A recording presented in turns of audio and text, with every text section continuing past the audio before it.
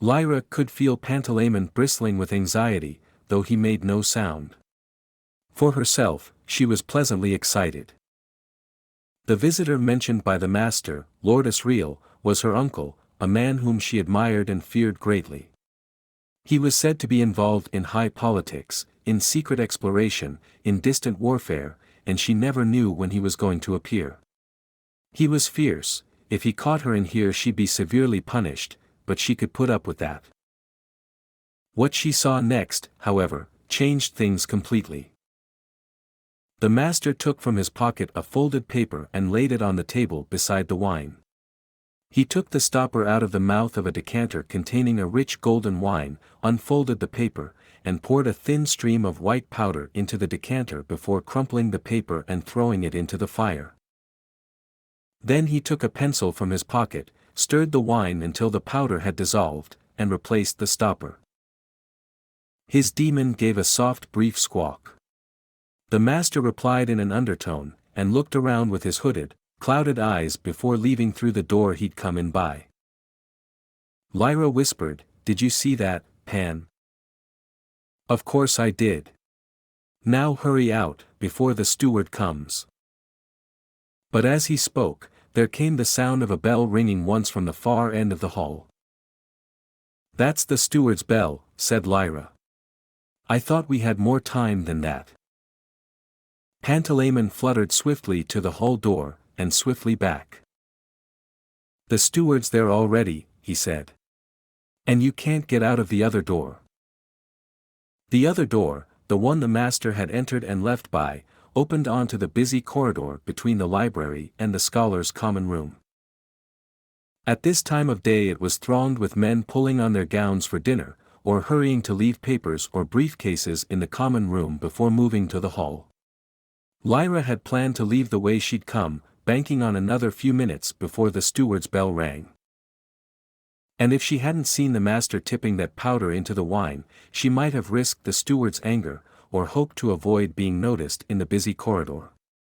But she was confused, and that made her hesitate. Then she heard heavy footsteps on the dais. The steward was coming to make sure the retiring room was ready for the scholars' poppy and wine after dinner. Lyra darted to the oak wardrobe, opened it, and hid inside, pulling the door shut just as the steward entered. She had no fear for Pantalaimon. The room was somber-colored, and he could always creep under a chair.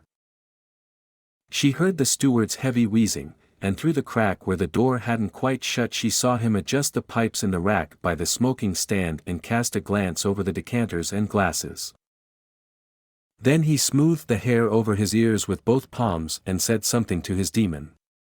He was a servant, so she was a dog, but a superior servant, so a superior dog. In fact, she had the form of a red setter. The demon seemed suspicious, and cast around as if she'd sensed an intruder, but didn't make for the wardrobe, to Lyra's intense relief. Lyra was afraid of the steward, who had twice beaten her. Lyra heard a tiny whisper. Obviously Pantalaimon had squeezed in beside her. "We're going to have to stay here now. Why don't you listen to me?" She didn't reply until the steward had left. It was his job to supervise the waiting at the high table. She could hear the scholars coming into the hall, the murmur of voices, the shuffle of feet. "It's a good thing I didn't," she whispered back. "We wouldn't have seen the master put poison in the wine otherwise." "Pan, that was the Tokay he asked the butler about. They're going to kill Lord Asriel." "You don't know it's poison." "Oh, of course it is. Don't you remember, he made the butler leave the room before he did it? If it was innocent, it wouldn't have mattered the butler seeing. And I know there's something going on, something political. The servants have been talking about it for days. Pan, we could prevent a murder." "I've never heard such nonsense," he said shortly. "How do you think you're going to keep still for 4 hours in this poky wardrobe? Let me go and look in the corridor. I'll tell you when it's clear." He fluttered from her shoulder, and she saw his little shadow appear in the crack of light. "It's no good, Pan, I'm staying," she said. There's another robe or something here. I'll put that on the floor and make myself comfortable. I've just got to see what they do. She had been crouching. She carefully stood up, feeling around for the clothes hangers in order not to make a noise, and found that the wardrobe was bigger than she'd thought. There were several academic robes and hoods, some with fur around them, most faced with silk. I wonder if these are all the master's, she whispered. When he gets honorary degrees from other places, perhaps they give him fancy robes and he keeps them here for dressing up. Pan, do you really think it's not poison in that wine? No, he said. I think it is, like you do. And I think it's none of our business. And I think it would be the silliest thing you've ever done in a lifetime of silly things to interfere. It's nothing to do with us. Don't be stupid, Lyra said. I can't sit in here and watch them give him poison. Come somewhere else, then.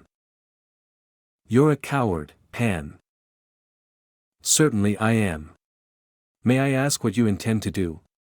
Are you going to leap out and snatch the glass from his trembling fingers?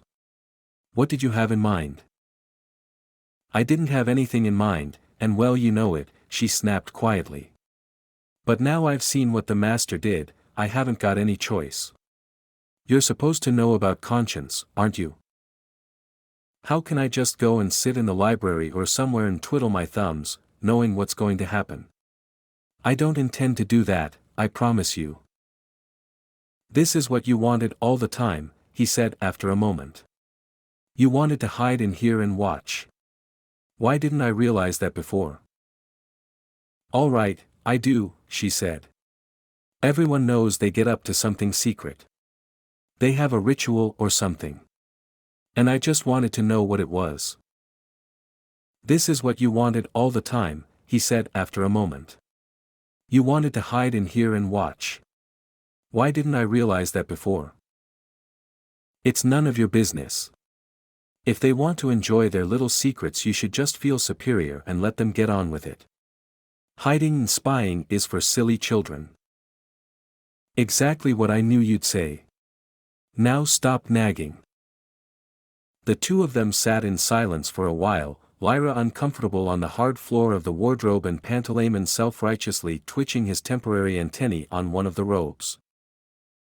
Lyra felt a mixture of thoughts contending in her head, and she would have liked nothing better than to share them with her demon, but she was proud too. Perhaps she should try to clear them up without his help. Her main thought was anxiety, and it wasn't for herself. She'd been in trouble often enough to be used to it.